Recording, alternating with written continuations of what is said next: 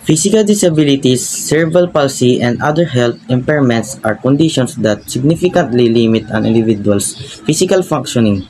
This condition may affect mobility, motor coordination, or other bodily functions, often requiring specialized support for daily activities and learning.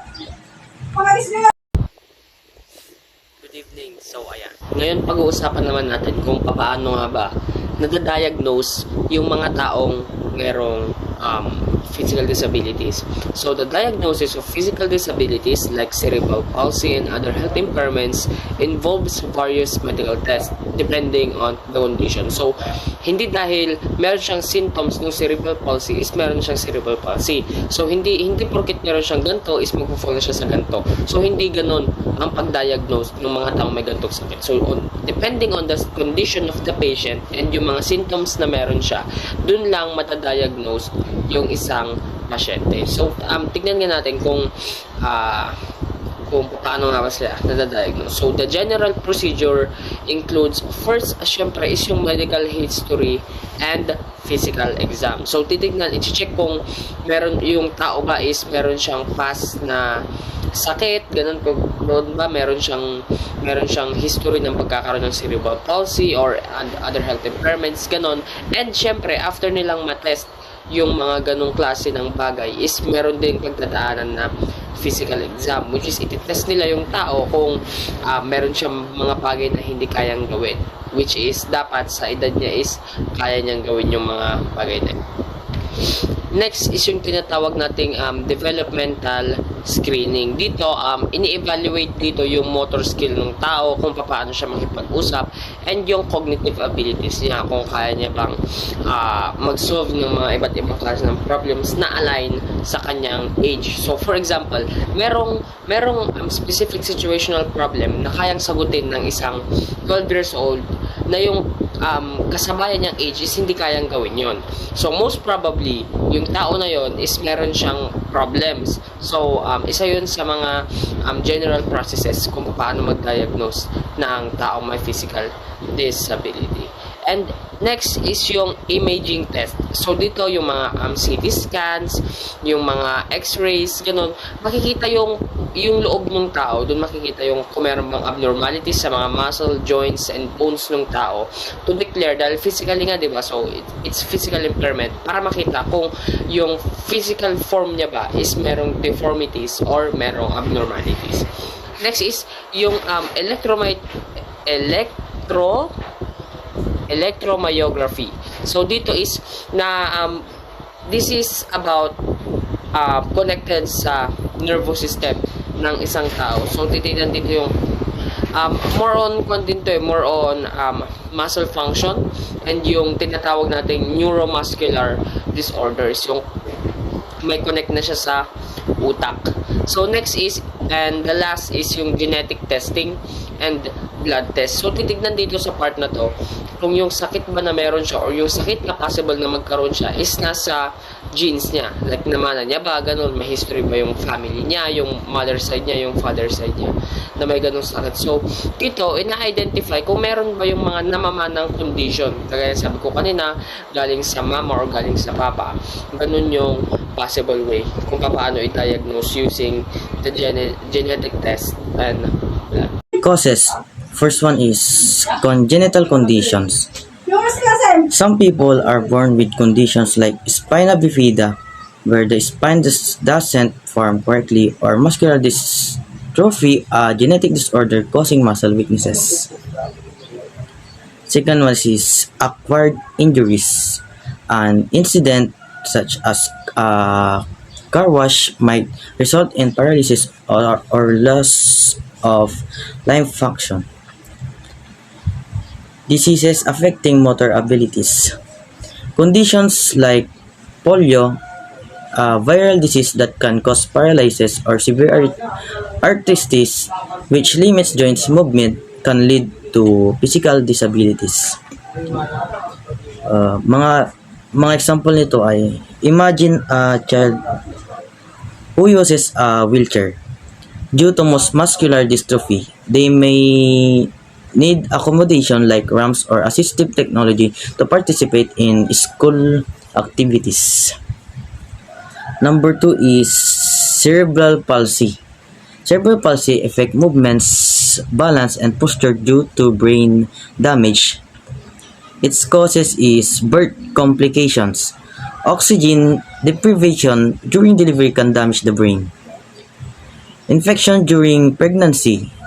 Diseases like rubella or toxoplasmosis can interfere with fetal brain development. Genetic mutations. This can disrupt normal brain development. Example, a student with cerebral palsy may have stiff muscle and trouble walking but an excel in academic with the right support, such as a communication device or extra time for writing tasks. Number 3 is the health impairment. This refers to chronic or severe health issues that impact learning or physical function. Its causes is first one is chronic illnesses. Conditions like asthma, diabetes, or epilepsy can affect energy levels and attendance. Severe allergies or immune deficiencies. Allergies to common items like nuts or weak immune system can limit participation in certain activities. Effect of severe conditions. Long-term impact of cancer treatments or organ failure may lead on fatigue or physical restrictions. Example, a student managing diabetes may need frequently break to check their blood sugar and should have access to snacks in or insulin as required. This condition highlight the importance of understanding and supporting individuals with diverse needs, enable them to participate fully in education and other activities. Hello everyone. So today I will be discussing the characteristics of physical disabilities, cerebral palsy, and other health impairments. First is hard to move around. So imagine your brain sends signal to your legs saying walk. But what if your nerves or muscles don't respond properly? So that's the reality for many with conditions like cerebral palsy or muscular dystrophy. Because because of muscle stiffness or also called spasticity. So from cerebral palsy, it makes legs move stiffly. Like it feels like trying to walk with tight rubber bands in their legs. Um, other learners also weak or paralyzed muscle, maybe from spinal injuries. So meaning some students might use wheelchairs or walkers. Others also balance issues. So it makes standing as tricky as walking on a rocking boat. For example, a student with cerebral palsy might use forearm scratches because their legs muscles are too tight to step smoothly. Another example is me. I can walk in a straight line, but with those who have balance issues, if you tell them to walk in a straight line, um, they might fail because they have balance issues.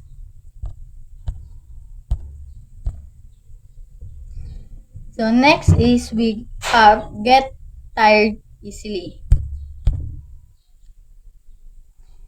Next is we have get tired easily. So have you guys ever felt exhausted after a long day?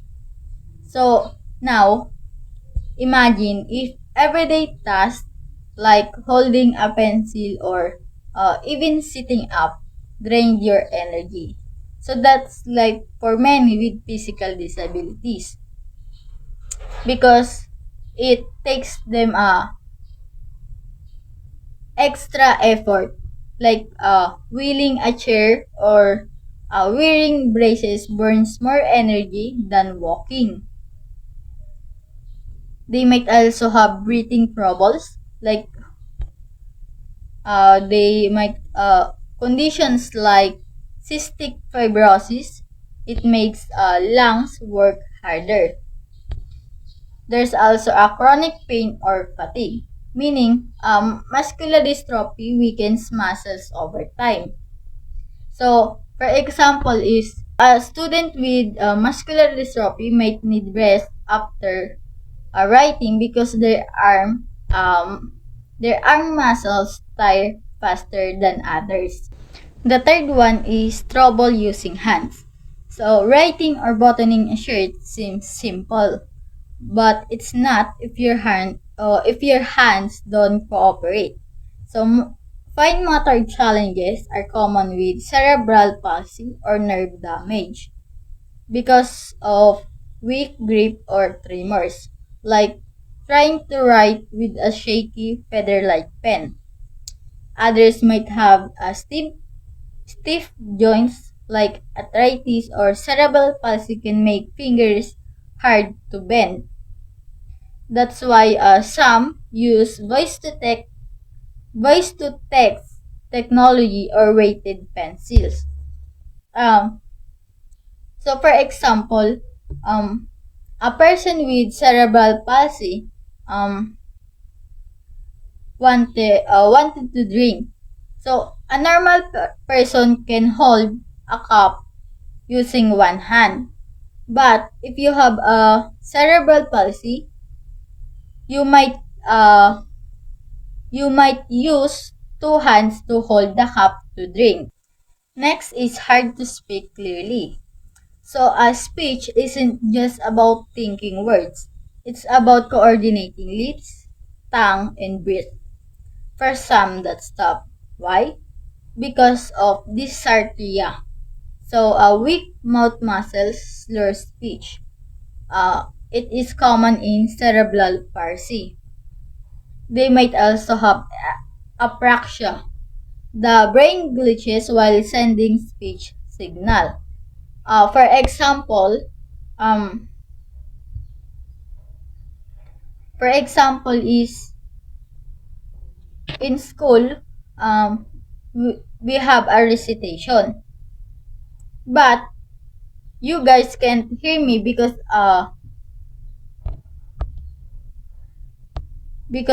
my voice isn't loud enough. That's example. Next is medical support. So some students need nurses for feeding tubes or medication, but that doesn't stop them from learning. It's just part of their daily life. So for example is a kid with diabetes. Um, it so a kid with diabetes might need assistance to check uh, their blood sugar before lunch. The last one is smart and capable. So physical challenges don't affect intelligence with tools like eye gaze, computers, or scribes. So these learners aces tests, create art, and even become scientists. For example, Stephen Hawking. So ALS paralyzed him, but his mind explored black holes. Now, let us proceed dun sa mga ano naman, yung mga sintomas, the signs and the symptoms, kung paano natin masasabi na yung isang tao is meron siyang. Yeah. physical disability or impairment. So, the signs and symptoms can vary depending on the condition. Same lang din sa diagnosis. So, depende pa rin sa kondisyon ng sakit and yung kondisyon ng tao, tsaka natin, madedetermine lang natin ng maayos yung signs and symptoms. So, for example, so typically, it include range of physical or cognitive changes such as the following. So first, mag-focus muna tayo sa cerebral palsy. So, pagdating sa cerebral palsy, sabi niya dyan, difficulty with movement, muscle stiffness, or weakness. So, correct me if I'm wrong, if magkaiba ba yung cerebral palsy sa epilepsy. Basta meron akong like experience na nakakita na ng like, kasi sa public nangingisay talaga sila, like mag-i-straight yung kamay nila, maninigas yung katawan nila, tas meron pa yung pinapakagat sila ng yung kutsara na binalot sa towel, tas iniingatang bumangga yung ulo nila sa pader. Pati din yung dila na wag makagat. Mga public na nakita kong nag-convulsion, mga ganun. So, next is the lack of balance or coordination. So, dito, yung mga tao may cerebral palsy is kadalasan pag nakatayo sila without assistive devices or without assistance of someone, they can fall. Diba? Kasi cerebral palsy is connected sa spine. Spine ba? Yeah, correct me if I'm wrong. Basta, it's connected siya sa part ng utak natin that was responsible for the balance of the body. Nakalimutan ko lang kung saan part ng tatlong parts ng utak yun. Yeah. So, next is the delayed motor skills development or like sitting or walking. So, for example, makikita mo din yung sign niya at a very young age. So, for example, 2 years old na yung bata or 3 years old na yung bata, hindi pa rin siya marunong umupo ng maigi. Like, umupo na, as in makaupo siya or makalakad kahit paunti-unti. So, we can determine that sign na yung batang ito, hindi lang late bloomer. Pwedeng merong abnormal sa bata na kailangang maagapan kagad. So, next is yung speech or swallowing difficulty. So, dito naman is about sa communication and pagkain. So, yung mga tao may cerebral palsy na sakit is hirap silang makipag-usap and yung pagkain nila, hirap din sila kasi may sudden movements yung yung throat nila. So, kaya sabi kanina, meron minsan nagkakaroon ng muscle stiffness, di ba? So, meron yung mga time na habang kumakain sila ng peacefully, maya-maya, nag-choke na sila na hindi nila alam kasi biglang umaatake yung sakit nila. So, next is yung seizures or intellectual disability. So, ito yung sinasabi ko kanina, meron yung mga nangingisay, mga ganun ngayon, yung mga ganap-ganap sa mga public spaces, yung mga tao may ganyan sakit. May nangingisay-ngisay na, kasi nga, pag umatak talaga yung sakit nilang yan, most probably, hindi na nila kontrolado yung katawan nila. Like, siguro pag tinignan mo sila, maiisip mo na mukha silang kinukuryente. Ganon.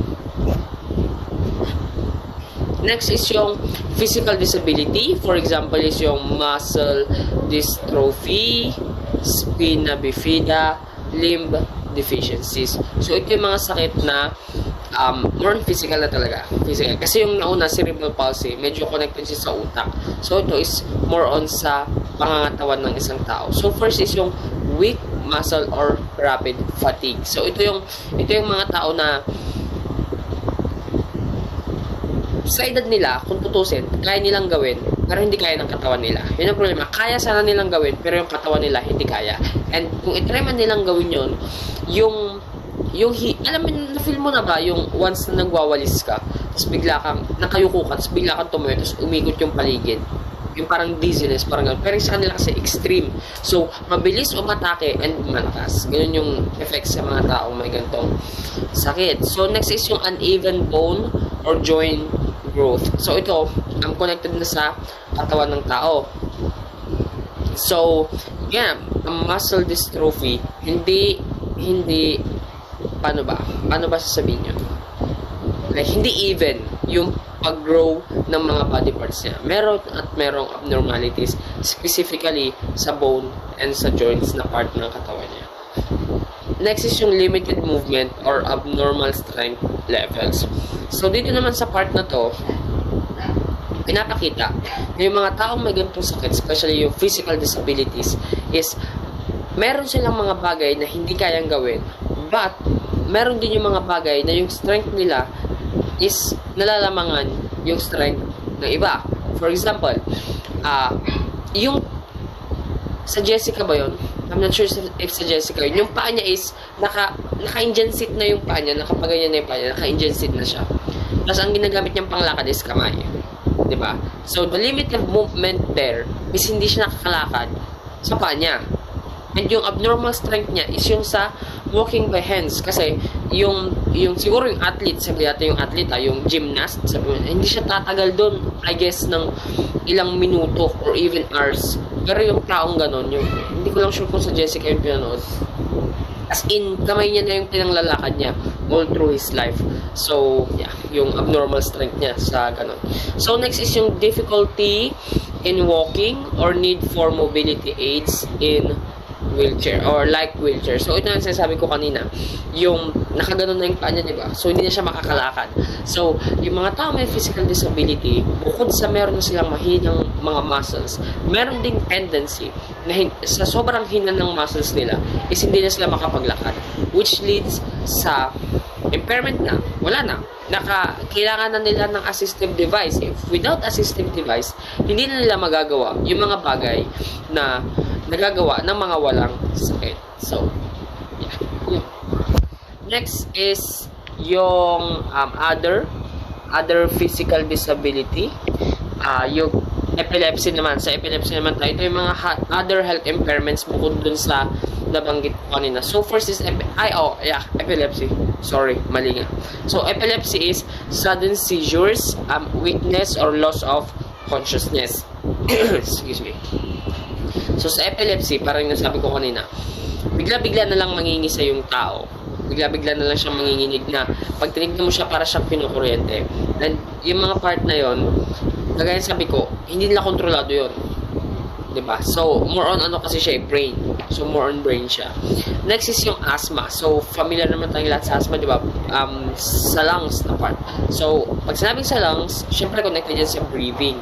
So, asthma is difficulty in breathing. Pag nakita mo yung taong, hindi naman sa makita mo yung taong nahihirapan huminga, sabihin mo na may asthma, hindi naman ganun. Depende pa rin yan sa condition. Pwedeng allergic siya dun sa kinain niya.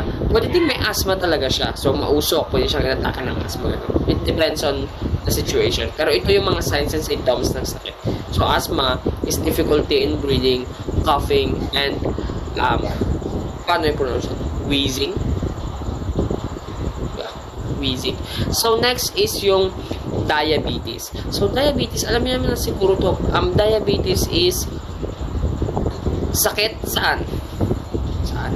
Sa liver. Ay, hindi. Sorry. Kidney. Kidney pala. I'm so sorry. Kidney pa o liver?